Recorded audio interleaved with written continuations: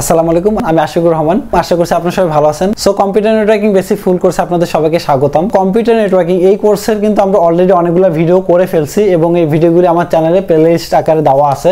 So আপনি যদি এই ভিডিওটি প্রথম থেকে থাকেন এবং আপনি চাচ্ছেন কম্পিউটার নেটওয়ার্কিং শিখতে, আইটিতে ক্যারিয়ার করতে, তাহলে অবশ্যই এই কোর্সটি আপনার জন্য অনেক হেল্পফুল হবে। তাই অবশ্যই চ্যানেলের প্লেলিস্ট থেকে প্রথম থেকে ভিডিওগুলি দেখা শুরু করবেন। আর যদি ভিডিওগুলি ভালো লাগে অবশ্যই চ্যানেল সাবস্ক্রাইব করবেন এবং আপনার কোনো মতামত থাকলে অবশ্যই কমেন্ট করে জানাবেন। ধন্যবাদ। ওকে, সো আজকের এই ভিডিওতে আমরা নেটওয়ার্কিং ডিভাইস সম্পর্কে বিস্তারিত জানার চেষ্টা করব। সো প্রথমে আমরা বুঝি যে নেটওয়ার্কিং ডিভাইসটা আসলে কি। নেটওয়ার্কিং ডিভাইসটা হচ্ছে একটা কম্পিউটার নেটওয়ার্ক তৈরি করার জন্য যে সকল ডিভাইস ব্যবহার করা, যে সকল ডিভাইসের সাহায্য নেওয়া হয়, এই সকল ডিভাইসকে বলা হচ্ছে নেটওয়ার্কিং ডিভাইস। সো একটা কম্পিউটার নেটওয়ার্ক তৈরি করার জন্য অনেক ধরনের নেটওয়ার্কিং ডিভাইস ব্যবহার করা হয়। তার মধ্যে বেসিক কিছু কমন ডিভাইস আছে যেগুলা আমাদের খুবই গুরুত্বপূর্ণ। প্রতিটা নেটওয়ার্কের ক্ষেত্রে এই ডিভাইসগুলো আমাদের প্রয়োজন হয়। হ্যাঁ, সো আমরা এই বেসিক কিছু গুরুত্বপূর্ণ ডিভাইস নিয়ে আমরা এই ভিডিওতে আলোচনা করব। সো আমি এখানে কিছু বেসিক ডিভাইসের নাম উল্লেখ করছি, যেমন কি আমাদের যে সকল নেটওয়ার্কিং ডিভাইস আছে তার মধ্যে একটা হচ্ছে কি রিপিটার, এরপর হচ্ছে হাব, এরপর হচ্ছে ব্রিজ, সুইচ এবং রাউটার। মেনলি এই কটা ডিভাইস হচ্ছে যে একটা নেটওয়ার্কের মধ্যে খুবই গুরুত্বপূর্ণ ভূমিকা পালন করে। সো একটা নেটওয়ার্ক বুঝতে গেলে আমাদের অবশ্যই ওই ডিভাইসগুলা কিভাবে কাজ করতেছে নেটওয়ার্কের মধ্যে, ওই ডিভাইসগুলোকে ভালো করে আমাদের বুঝতে হবে, তাহলে আমরা ওই নেটওয়ার্কটাকে কিন্তু ভালো করে বুঝতে পারবো, রাইট? সো আজকের এই ভিডিওতে আমরা এই প্রতিটা ডিভাইসের খুঁটিনাটি বিস্তারিত আলোচনা করব না। সো এই ডিভাইসগুলোকে বুঝতে গেলে আগে আমাদের কিছু থিওরি বুঝতে হবে, সেই থিওরিগুলো নিয়ে আজকে আমরা আলোচনা করব। মানে এই ডিভাইসগুলো বুঝতে গেলে কিছু প্রি রিকোয়ারমেন্ট আছে, যেমন হচ্ছে কি এখানে ওএসআই লেয়ার সম্পর্কে জানতে হবে, কমিউনিকেশন মোড সম্পর্কে জানতে হবে, কাস্টিং সম্পর্কে জানতে হবে এবং কলিশন সম্পর্কে জানতে হবে। সো এই জিনিসগুলো জানলে আমাদের এই যে ডিভাইস নিয়ে যখন আমি বিস্তারিত আলোচনা করব তখন আপনাদের বুঝতে অনেক সহজ হবে। এই জন্য আমি এই ভিডিওটাকে যে প্রথমে একটা নেটওয়ার্কিং ডিভাইসের ওভারভিউতে ভাগ করছি, এরপরে বিস্তারিত নিয়ে আলোচনা করব। সো আমরা এখন এই যে প্রি রিকোয়ারমেন্টগুলো আছে, প্রতিটা প্রি রিকোয়ারমেন্ট আলাদা আলাদাভাবে বোঝার চেষ্টা করি। ওকে, সো সর্বপ্রথম আমরা ওএসআই লেয়ার সম্পর্কে জানার চেষ্টা করব। সো ওএসআই লেয়ারটা কি? ওএসআই ফুল ফর্ম হচ্ছে open system interconnection. So OSI লেয়ারটা নেটওয়ার্কিংয়ের ক্ষেত্রে, আমাদের পুরো কম্পিউটার নেটওয়ার্কের ক্ষেত্রে খুবই গুরুত্বপূর্ণ একটা বিষয়। সো এটা নিয়ে বিস্তারিত একটা ক্লাস হবে আমাদের। সো ওইটাতে আমরা বিস্তারিত আলোচনা করব। আপাতত জাস্ট নেটওয়ার্কিং ডিভাইস বোঝার জন্য যতটুকু জানা দরকার আমাদের, সেই ততটুকু ইনফরমেশন আমরা জানবো। ফাইন।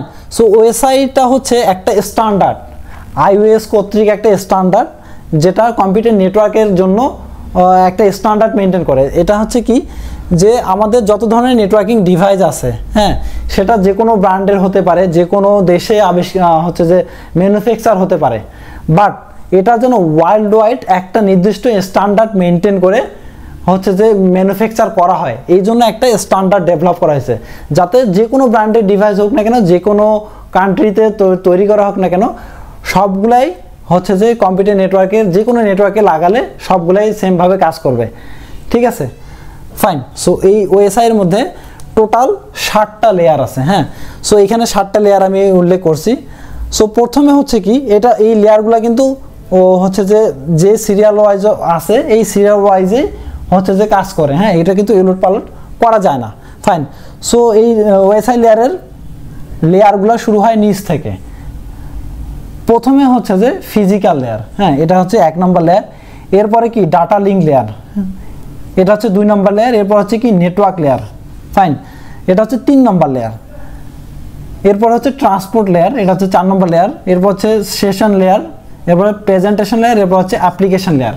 সর্বশেষের লেয়ারটা হচ্ছে অ্যাপ্লিকেশন লেয়ার, এটা হচ্ছে 7 নম্বর লেয়ার।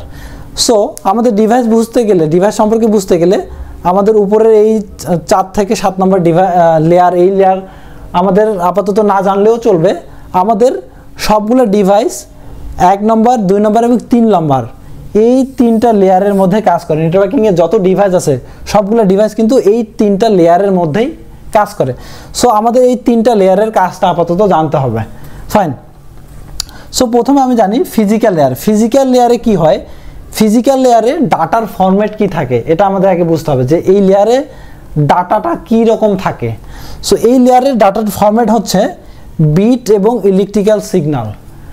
ফিজিক্যাল লেয়ারের মধ্যে ডাটা থাকে হচ্ছে 0 এবং 1 বাইনারি যে বিট আছে এই বিট ফরম্যাটে থাকে এবং ইলেকট্রিক সিগন্যাল আকারে থাকে, ঠিক আছে।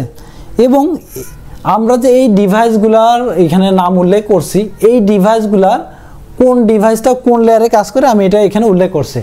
তাহলে ফিজিক্যাল লেয়ারে কাজ করে হচ্ছে রিপিটার এবং হাব, ঠিক আছে।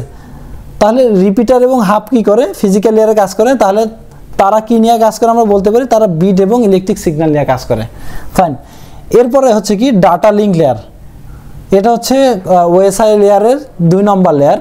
এই লেয়ারের মধ্যে ডাটার ফরম্যাট হচ্ছে ফ্রেম।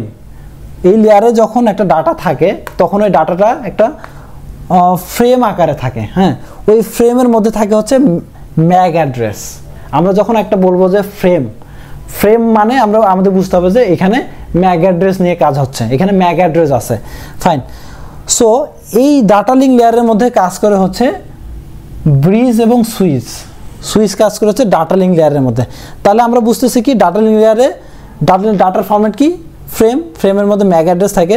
তাহলে ব্রিজ এবং সুইচ ম্যাক অ্যাড্রেস নিয়ে কাজ করে, রাইট। এরপরে নেটওয়ার্ক লেয়ার, এটা হচ্ছে 3 নম্বর লেয়ার, ওএসআই মডেলের 3 নম্বর লেয়ার হচ্ছে নেটওয়ার্ক লেয়ার। সো এই নেটওয়ার্ক লেয়ারের মধ্যে ডাটার ফরম্যাট হচ্ছে প্যাকেট আকারে ডাটাটা থাকে এবং এই প্যাকেটের মধ্যে থাকে হচ্ছে আইপি অ্যাড্রেস। আমরা যখন প্যাকেট বলবো তাহলে আপনাকে বুঝতে হবে যে এখানে আইপি অ্যাড্রেসের কথা বলা হচ্ছে, আইপি অ্যাড্রেস নিয়ে কাজ হবে, ফাইন। তাহলে এই নেটওয়ার্ক লেয়ারের মধ্যে আমাদের 2টা ডিভাইস ব্যবহার হচ্ছে, একটা হচ্ছে রাউটার আর একটা হচ্ছে লেয়ার 3 সুইচ। তাহলে আমি বুঝলাম কি যে যেহেতু এখানে নেটওয়ার্ক লেয়ারের মধ্যে প্যাকেট নিয়ে কাজ করা এবং প্যাকেটের মধ্যে আইপি অ্যাড্রেস থাকে, তাহলে রাউটার এবং সুইচ তারা আইপি অ্যাড্রেস নিয়ে কাজ করে, ঠিক আছে। সুইচের মধ্যে এখানে আমি দেখতেছেন এখানে সুইচ দিছি এবং এখানে লেয়ার 3 সুইচ দিছি। এখানে বিষয়টা হচ্ছে কি সুইচের মধ্যে 2 ধরনের সুইচ আছে, একটা হচ্ছে লেয়ার 2 সুইচ আর একটা হচ্ছে লেয়ার 3 সুইচ। যেটা ম্যাক অ্যাড্রেস নিয়ে কাজ করে যে সুইচ, সেই সুইচটাকে বলা হয় লেয়ার 2 সুইচ, এবং যে সুইচটা হচ্ছে যে আইপি অ্যাড্রেস নিয়ে কাজ করে ওই সুইচটাকে বলা হয় লেয়ার 3 সুইচ। এই জন্য আমি এখানে লেয়ার 3 উল্লেখ করছি, ফাইন। সো ওএসআই মডেলে কোন লেয়ারে কোন ডিভাইসগুলো কাজ করে আপাতত এতটুকু আশা করি বুঝতে পারছেন। এরপর আমরা কমিউনিকেশন মোড কি জিনিস এটা বোঝার চেষ্টা করব। ওকে, সো এখন আমরা কমিউনিকেশন মোড সম্পর্কে জানার চেষ্টা করব। সো নেটওয়ার্কের ক্ষেত্রে আমাদের 3 ধরনের কমিউনিকেশন মোড আছে, ঠিক আছে। সো 3 ধরনের কমিউনিকেশন মোড কি, একটা হচ্ছে সিমপ্লেক্স, একটা হচ্ছে হাফ ডুপ্লেক্স আর একটা হচ্ছে ফুল ডুপ্লেক্স।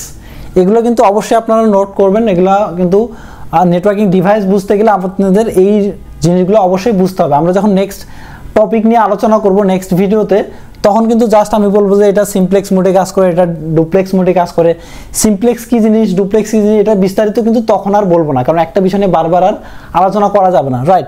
এই জন্য অবশ্যই আপনারা এগুলো নোট করবেন যাতে পরবর্তীতে আমি যেগুলো টপিক বলবো আপনারা বুঝতে পারেন। ওকে, সো সিমপ্লেক্সটা হচ্ছে যখন কোনো একটা ডাটা শুধু একদিক দিয়েই প্রবাহিত হবে, ওই যে ডাটার প্রবাহকে বলা হয় সিমপ্লেক্স মোড। যেমন আমি যদি একটা এক্সাম্পল দিই, ধরে নিচ্ছি এটা একটা রেডিও স্টেশন, এটা হচ্ছে একটা রেডিও। তাহলে আমরা কি হয়, রেডিও স্টেশন থেকে যখন কোনো একটা প্রোগ্রাম চালু করা হয়, আমরা কি রেডিওতে জাস্ট ওই প্রোগ্রামটা শুনতে পারি। আমরা কি রেডিও থেকে কোনো সিগন্যাল পাঠাতে পারি না কিন্তু। তাহলে কি হচ্ছে, শুধু রেডিও থেকে আসে, মানে রেডিও স্টেশন থেকে সিগন্যাল আসে, রেডিও থেকে কিন্তু সিগন্যাল যায় না। তাহলে একদিক থেকে আসতেছে, এটা হচ্ছে সিমপ্লেক্স মোড। Okay, fine.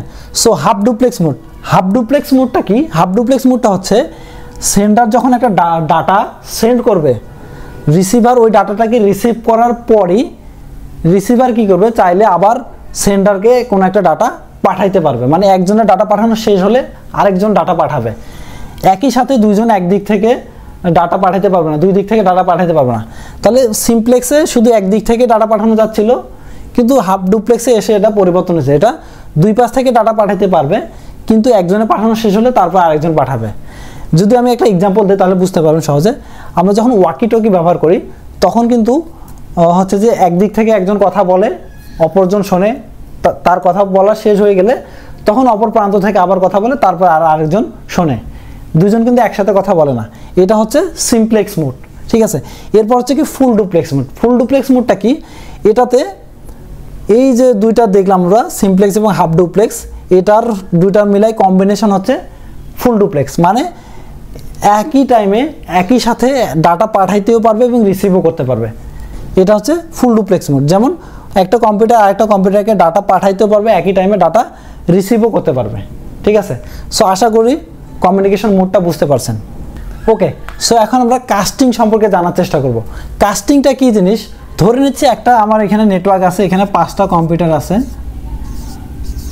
সবাই একে অপরের সাথে কানেক্টেড। ঠিক আছে, সো কি হলো, এই কম্পিউটার একটা ডাটা পাঠাইলো, সেই ডাটাটা নির্দিষ্ট এই কম্পিউটারের কাছে গেল, আবার একটু পর আরেকটা ডাটা পাঠাইলো এটার কাছে এবং এটার কাছে গেল। ঠিক আছে, এই দুটার কাছে গেল না। এরপর আবার একটা ডাটা পাঠালো, সেই ডাটাটা সবার কাছে পাঠাইলো, বাকি 4টা কম্পিউটারের কাছে পাঠালো। তাহলে আমরা এখানে ডাটা পাঠানোর ভিন্ন ভিন্ন ধরন দেখলাম। সো এই যে ডাটা পাঠানোর ধরন, এই ডাটা পাঠানোর ধরনটিকে বলা হচ্ছে কাস্টিং। ঠিক আছে, সো একটা নেটওয়ার্কের মধ্যে আমাদের 3 ধরনের কাস্টিং আছে। একটা হচ্ছে ইউনিকাস্ট, একটা হচ্ছে মাল্টিকাস্ট, আর একটা হচ্ছে ব্রডকাস্ট।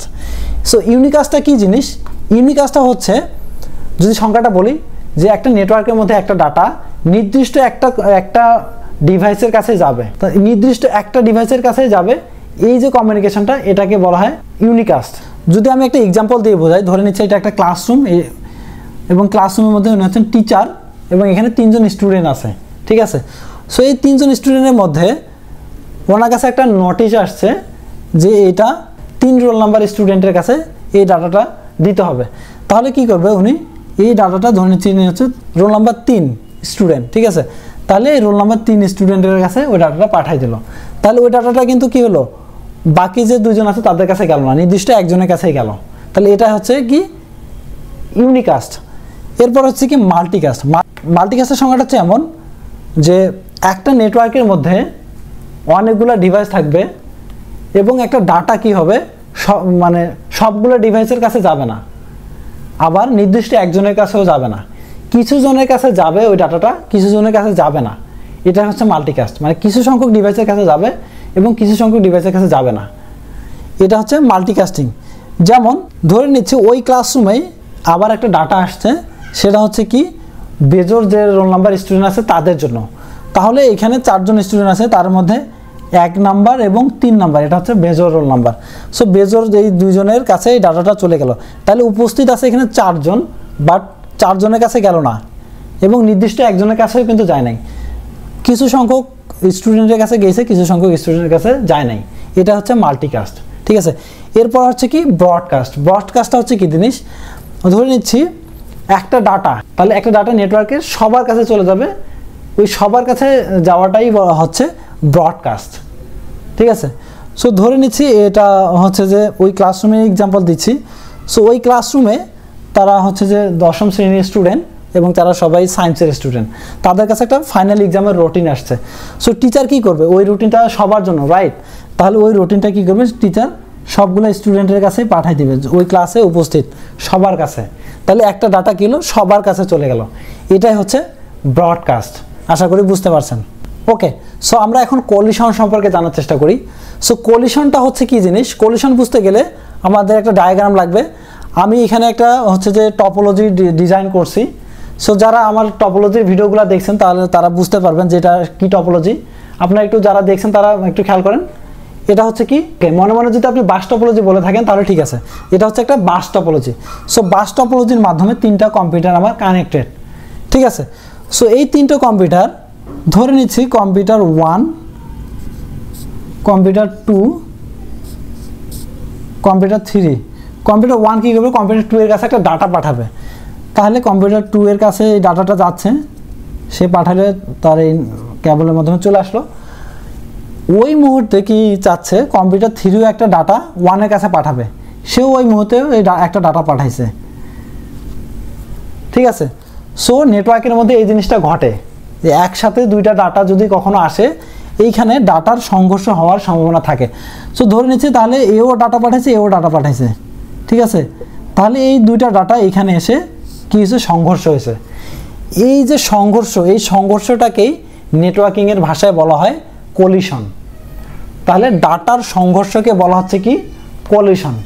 সো আশা করি কলিশনটা কি জিনিস বুঝতে পারছেন। সো আমি এই যে এখানে 4টা পয়েন্ট আমরা বিস্তারিত আলোচনা করলাম, এই 4টা পয়েন্টের উপরে ডিপেন্ড করে আমাদের এই ডিভাইসগুলো কাজ করে। ঠিক আছে, সো এই 4টা পয়েন্ট আমাদের অবশ্যই ভালোভাবে মনে রাখতে হবে। নেক্সট আমরা ওই প্রতিটা ডিভাইস নিয়ে বিস্তারিত আলোচনা করব, তখন আপনাদের বিষয়গুলো বুঝতে সহজ হবে। সো আজকের ভিডিওতে এই পর্যন্তই, সবাই ভালো থাকবেন। আসসালামু আলাইকুম।